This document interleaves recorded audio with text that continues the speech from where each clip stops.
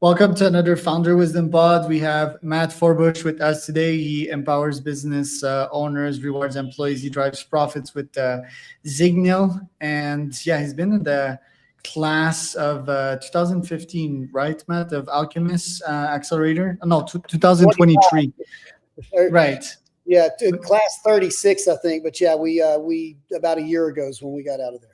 Right, so many X's in there. I forgot how to read the Roman letters there. But yeah, you're also a team and principal driver at Forbush Performance, right? Which is pretty cool. Tell us a bit more about yourself and yeah, what you're up to nowadays. Yeah. So again, did have my background is in franchising. So I'm a silent partner in about 45 or so Annie Ann's and Cinnabon snack brand businesses as a franchisee. That's kind of my first job out of college. I went to college at Clemson, played football there actually back in the day. Started working at a Chick-fil-A drive-through right after I got out of college to learn the business from the ground up because I knew I wanted to be in franchising in the QSR segment. I got into some Annie Ann's when I was like 22 years old, grew them from there. Somewhere along the way, 5 or 6 years ago, started seeing an opportunity to build some technology around automating some of the stuff as we were scaling, right? Zignyl standing for signal. So what's going on in my stores when I'm not there? Started scaling that and helped growing my own businesses, and then worked well enough to where I decided to take a step back from the operational side of my franchises and let my business partner, who's been killing it with that. And then I focused solely on the software side of things and have since commercialized it and taken it to market, getting ready to get into some AI and some fun stuff here with it now. We've been waiting for it for a while. Very cool. And if you'd have to do it again, do you feel that starting as a franchisee was the good path for you because you could learn a lot about all of these top franchises, how to market, how to operationalize, how to create these systems? Or would you start your own business from scratch from nothing? Well, so I think that's a good question. I think that my thought process from a franchising perspective was in kind of the organic way that I got to where I am today. And if I were myself, how I would redo it. I've always wanted to be a quote unquote entrepreneur, right? And be my own boss. And so obviously franchising is the relatively safest way to become your own boss and own a business because it's a proven business model that you're just replicating. So I look at that as kind of half of an entrepreneur, right? Now that I'm on the genuine startup side of things, right? So that's a pretty safe bet. And there's no safe bets in being an entrepreneur, but that's a pretty safe bet. Right. So I look at that as my nest egg, right? And then now that I've got that as the nest egg, then that allowed me to, for lack of a better term, swing for the fences with a genuine startup. And so I think that's a pretty safe and natural progression, right? I mean, especially when I didn't start till I had family obligations and stuff with my family. So could I go back out of the gate? And would I recommend would I personally go just randomly do a startup? Maybe if I were 18 or 19, right? But not, right. I had to have my nest egg first, I think. And that's allowed me to do this a lot more carefree to a degree, right? Right. Yeah, I was considering that path. I've been a young entrepreneur from like 17. I started like in drop shipping. Then I had a mentor. I went the agency route, right, in which I just offer marketing services to people and they pay me pretty quick. And I learn on the line. It's like I'm being financed by them quite literally, which sort of make it sound like a Ponzi, but it's not.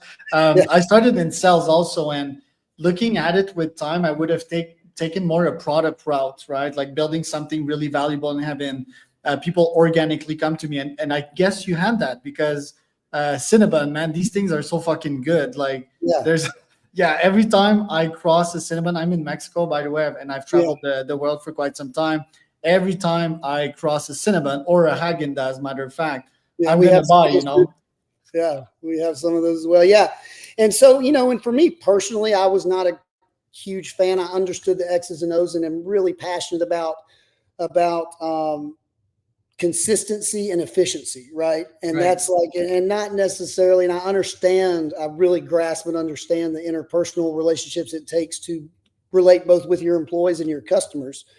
I'd be lying if I said that were my strong suit. Right. But I understand how it needs to go together. So the brick and mortar and management from that perspective, quite honestly, doesn't fit my personality so well. What I am good is designing systems and things around that nature, and have an appreciation for both of them. So the other thing I would say is I didn't want to just go get into a startup. It organically happened because I was solving my own problem. And to be blunt, as I've gone out to San Francisco and kind of gone to the other side of things, there's a lot of people who have great ideas, but what problem are they really solving, right? And so I think that the story behind what I'm doing and the need for the real world problem we're solving is honestly a lot more unique than I thought it was, going out there into the whole startup venture capital world, right? This, I think, is the Right. reality. And that's what's cool about entrepreneurs like you, is that, yeah, you're about like real cash, real building, not much like funding. Cause yeah, it's SF is nice. It's the epicenter of AI and VC, and probably most of the favorite founders of mine are in SF. The favorite clients of mine, favorite people that I interview on this podcast, a lot are YC founders. I also have a bunch of them as clients, right? But yeah, a lot of them fail, right? It's so hard, and I think injecting VC capital sort of injects corruption in these startups. They don't really know what product market fit feels like, and scaling something off the ground, sort of bootstrap. So you sort of have that behind you. And yeah, I'm the same as you. I'm obsessed with systems, right? I don't understand people that don't think in systems. Like, if I'm going to solve something, it might not ever break. Obviously systems break with time, but that mentality of building something circular instead of something that works today and will break tomorrow, I think it's pretty essential. Now, I want to ask you, you've probably studied the king of systems in the franchisee world, which is Ray Kroc. What have you learned from that guy? So it's funny. I think that the way that he went about owning the real estate and just kind of figuring out the franchise model and the way to be creative and get other people to adapt your model. And I think the real estate component of it was really interesting. I want to take a step back though, because I wanted to real quick, if you don't mind, and hit on what you mentioned about the VC and everything, because the one advice I would give to myself about the startup itself is I bootstrapped this for a long time, and I came from a very cash flow minded environment, obviously.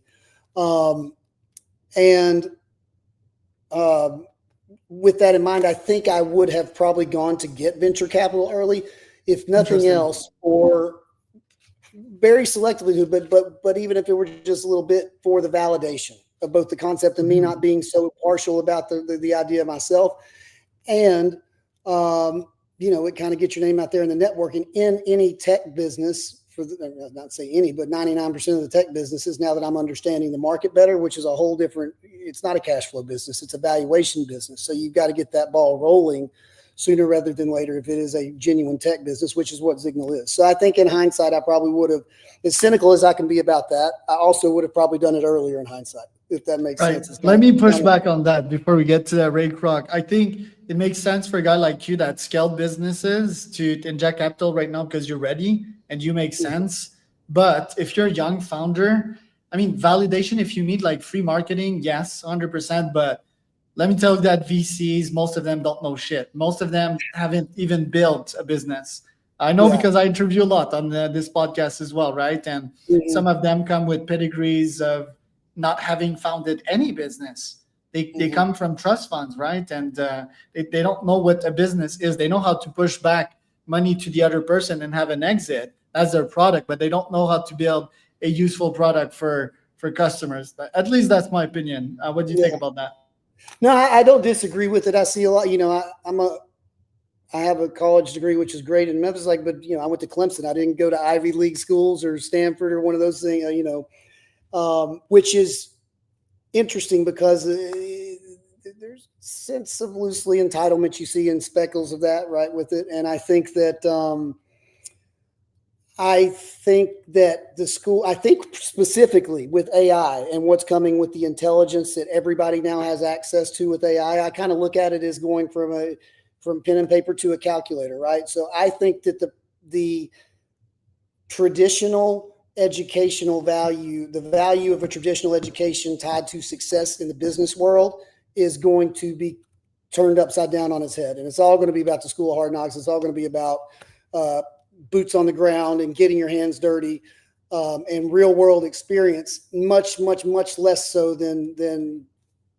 degrees, right? Because Yeah. now with AI, everybody's going to have access to all the knowledge they need right there. Just like if you have a calculator, you need to get the square root of something, right? I mean, I think that's what it is for the rest of the world.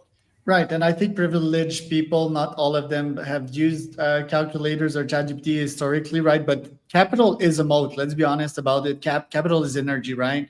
If you have capital, you have fuel in the tank. And I know that you run Forbush Performance, right? The car guy. So yeah, it is fuel. It allows you to go further. It allows you to fail faster and to crash faster and harder. So you need to be like prepared for the shock, right? And not be too PTSD by the crash and burning one of your first startups. So yes, I still think there's value in that. And ChatGPT, I think it completely changed the game, right? It really democratized information, and that's incredible. I fucking love OpenAI and what they're doing, and also what we're seeing right now is vibe coding, right?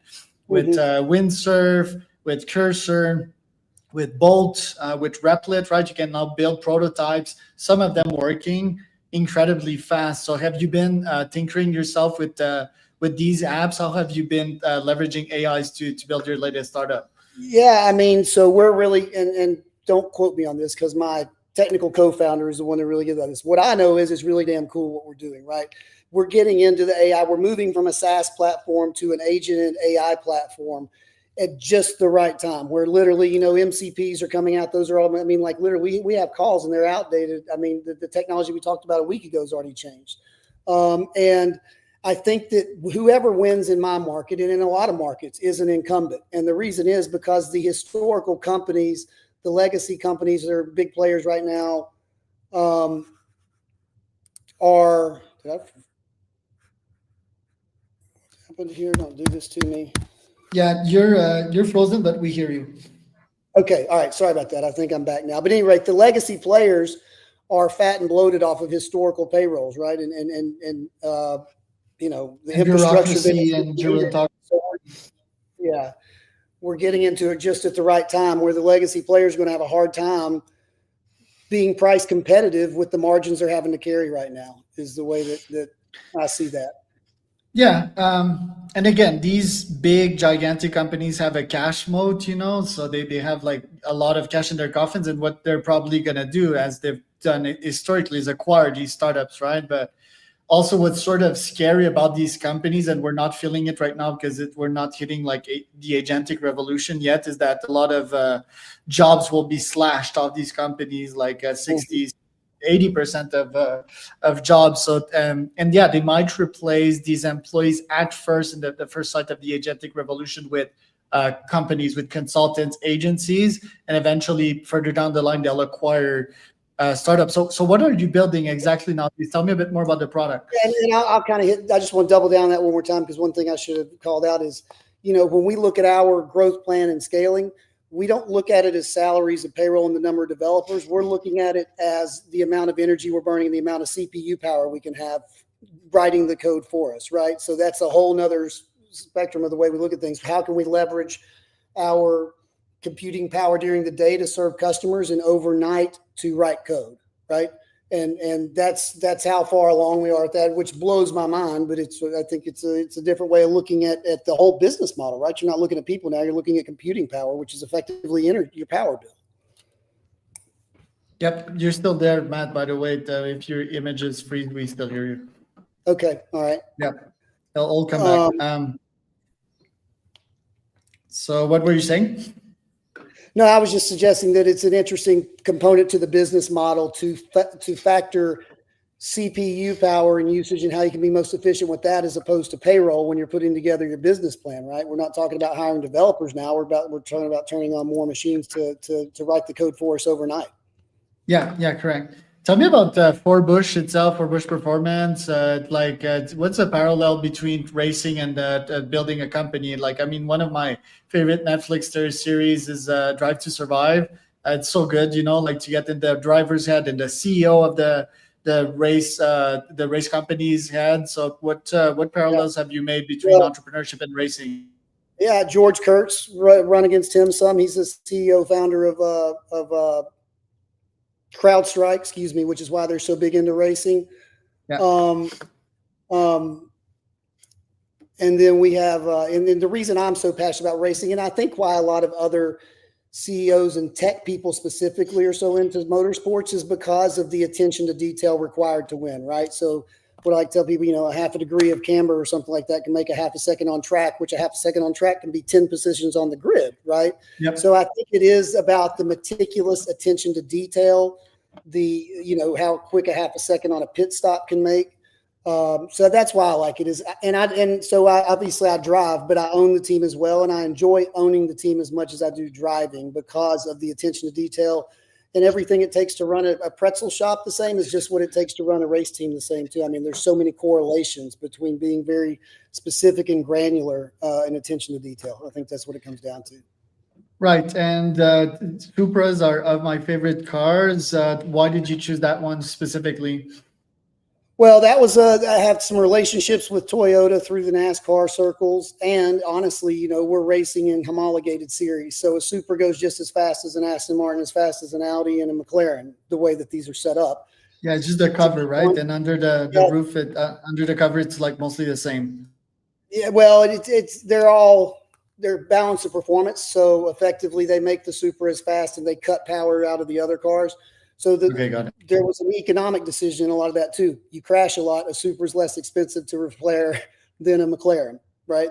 So that's part of it. And now I've kind of moved from the Supras to prototypes as of recently. So the LMP cars, the little ones look like they got a bubble on top of them. Like you saw in Gran Turismo, I guess is what I tell a bunch of people. So yeah, really exciting stuff. And the bubble, is that the air intake? And yeah, precisely, you keep the Supra engine, you tweak it a little bit, you change all the suspension. How does it work precisely? No, it's a full monocoque. It's a full carbon fiber car. So think of it effectively as an Indy car or Formula One car as far as the way it's engineered, with the way the suspension's done, with fenders and a hood. So very similar to that. So it's a whole nother bag of worms, very high downforce and aero driven. So just a whole nother. Geometrically, it's a whole nother thing, but both very exciting. Well, 0 to 60 in how much time, and what's the top speed? They don't really have a 0 to 60 because you're rolling, but it's about 2.5 Gs and a top speed of about 175 ish, give or take, maybe 100, 175, 170, 175, somewhere through there. Who's now, the driver? The Formula One cars around 5 Gs or so. Yeah, Formula One's is total insanity. But yeah, I'd love to drive one of these one day as a hobby. Right now, I think it's mostly like rally driving. That's fun for me, and the Yaris GR looks kind of fun. But yes. How do you choose your actual driver? Like, how do you choose the guy that goes inside the car, the expensive car?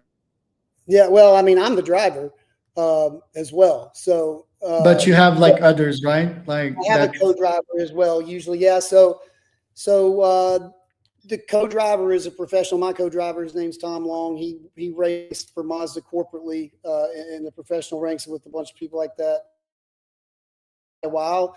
So it's a mixture. Obviously, you want the fastest person you can get, but they're also your coach too, right? So they go give you a reference lap, and then you should go be able to try to perform just like them. Which, by the way, if you look at zignyl and the way my charts look in zignyl as far as overlaying with each other, it's largely based off of the data I'm looking at from a reference lap of Tom to me. He might be braking 10 feet later than me and back on throttle 20 feet before me. And so it's a hybrid of how well they can coach and obviously how fast they are. But honestly, these professional drivers are so good. I mean, they're right there together. So a lot of it is the relationship between he and I, and how him getting the best out of me and helping me improve.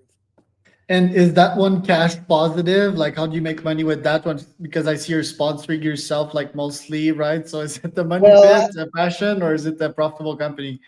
No, so and zignyl actually hasn't been on the car in probably 3 or 4 years. The first year I got into it, zignyl was on the car because I've never taken a dime out of zignyl for racing. But if it's going to be blank, I might as well put my company on it.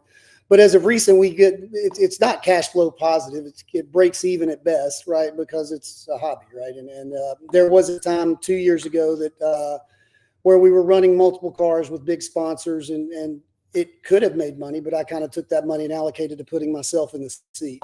Now we have a sponsorship with Racing and Alzheimer's, which is a really cool sponsorship. But again, it's more for doing it for a good cause. That is not a proper business. That's my hobby, and I try to offset as much of my expenses as possible is the way I look at it. But a couple years ago it was cash flowing, but now I have to focus all my time to zignyl, and I can no longer answer to sponsors and zignyl at the same time. So now it's more, I'm doing it for fun on my dime because it can't be my first priority. And if you're taking money from somebody else as a sponsor, you have to be their top priority. And do you feel that there's an ROI of you racing cars and bringing what you learn in there to your CEO life? Like, do you learn skills to think faster, to be more strategic, to be more competitive? Do you think you're getting like juice out of it? I think from a couple like interpersonal levels, I think it's really helpful for me, right? To clear my mind, to go compete. I think it's fun to go compete somewhere else and to clear my mind and take some time away. I would say there's a good bit of value. Some of my best customers I've met through the paddocks, right? Because these are all successful businessmen that are, you got to have a big checkbook to go do this, right? So there's a lot of success in the paddock. So a lot of good networking there. And to be blunt, I mean, it makes for an interesting story, like what we're talking about right now. So Good PR. Yeah. Yeah, for sure. What is on your roadmap for this year? What do you want to accomplish with Zignyl? Yes, well, we're right in the middle of kind of of rolling out our AI agent Ziggy. So like we're right in the middle of rolling that out, and which will, we're still early on in the start phase. I mean, that'll get us to $1 million ARR plus by the end of the year. I think that there could be another fundraising round if it strategically makes sense later this year. But most importantly, we're just focused on getting Ziggy rolled out and leveraging all this new technology to get to be one of the first and best to market with what we can serve as far as bringing so many endpoints together and integrations together. And what does a day in your life look like? Pretty sure you're a biohacker. I see the whoop on your wrist there. You look pretty fit as well. So like, what's your day-to-day look like? Well, like I said, I'm gone more often than I'm home. It feels like sometimes, but when I'm home, it looks like, I go get up in the morning, try to get most of my calls done in the morning to leave free time in the afternoon for more proper work. Actually, I take that back. I get up early. I do work. I try to do my calls mid-morning, go back to work and buttoning things up at the end of the day. I am really big on lifting. Like I said, I played football in college, so I'm big on weightlifting. But more importantly, I spend a bunch of time called Hot Works effectively, and I'm actually building one at my house, which is a spin bike in 130-degree sauna. One, because I love to sweat, it makes you sweat. And two, it's really good mentally for the race car because the race car is hot as hell. And, I'll go in there and it's not about physical. And it's specifically, I'm training for racing at this point from a physical perspective. And it's not about the physical. It's not about getting physically tired. It's about your mind. So you have to be like mentally sharp when your body's at 100 and, running 170 BPM or whatever it might be. Yeah, it's like the nervous system, training the nervous system to react quickly under great loads of pain. Also, I love the pain threshold that you get in the sauna, right? Like about to hit mine today as well. And it's just insane. Like the last minutes, they're pretty torturous, right? And coming from someone that did the 100Ks and all of that. So yeah. I do recommend saunas, not just for the health benefits, but for the mental builds. And I think you've shown a lot of grit yourself through your career. What have been some big challenges you went through in that business life of yours in the past couple of years, and how did you surmount these? Yeah, I think that quite honestly, a lot of them haven't paid off yet, but I'm just of the opinion I don't want to miss any opportunities, right? I have this fear of missing out, this FOMO on business opportunities, right? So there's a couple stories I look back on. I'll give you a funny one. A couple of years ago, you have your little setup, your booth set up for exhibition shows and trade shows, right? And I was shipping them from one location to another. I was in Baltimore for one trade show, and I was going to meet the next one out there in Las Vegas. Well, long story short, it never got shipped from the hotel in Baltimore like it was supposed to Las Vegas. So I found this out the day before I went to Las Vegas. I had to go to Baltimore to pick it up myself, put it on the plane from American Airlines to Las Vegas. There was two stops in the middle, and I was literally up for like 26 hours to just get this stupid booth set up, right? Like the backdrop for your trade show booth, right? And I didn't get a single customer in Las Vegas, right? I don't think man. But I don't care. It's like I'll be able to look back on that and say, listen, no matter what happens, I've done everything I can, and I did not I didn't cut any corners. And I didn't leave anything on the table with it. Right. So I think it's just more of a best practice of not, I shouldn't say best practice, but more of just kind of It's habit building basically, and not leaving anything in the tank, right? Like when you leave some effort in the tank that you know that you could have used for X outcome, you feel quite ashamed, and then you're sort of building on these bad habits.